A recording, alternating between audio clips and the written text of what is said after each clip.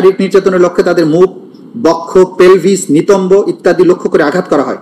আঘাত করার পাশাপাশি নারী পরিচয়ের কারণে লাঞ্ছিত করা হয়। এবার আর কোনো কথা নাই, শুরুতেই দিবা।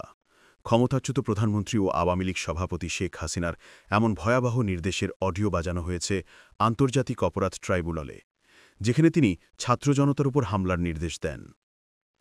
সোমবার ট্রাইব্যুনাল ১-এ মানবতাবিরোধী অপরাধের মামলায় রাষ্ট্রপক্ষের দ্বিতীয় দিনের যুক্তিতর্কে এই অডিও উপস্থাপন করা হয়।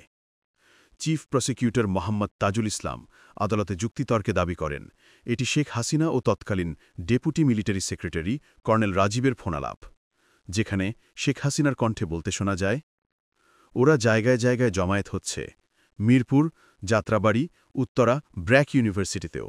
শুরুতেই করতে হবে, এবার আর কোনো কথা নাই, এবার শুরুতেই দিবা।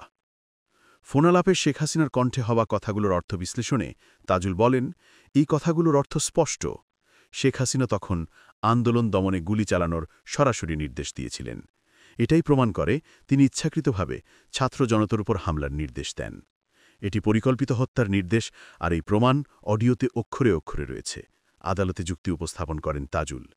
শেখ হাসিনার কণ্ঠে এমন ভয়াবহ নির্দেশের রেকর্ড আদালতে বাজানোর পর উপস্থিত সবাই নড়ে ওঠে। ঘটনাটি এরই মধ্যে ছড়িয়ে পড়েছে সামাজিক মাধ্যমেও।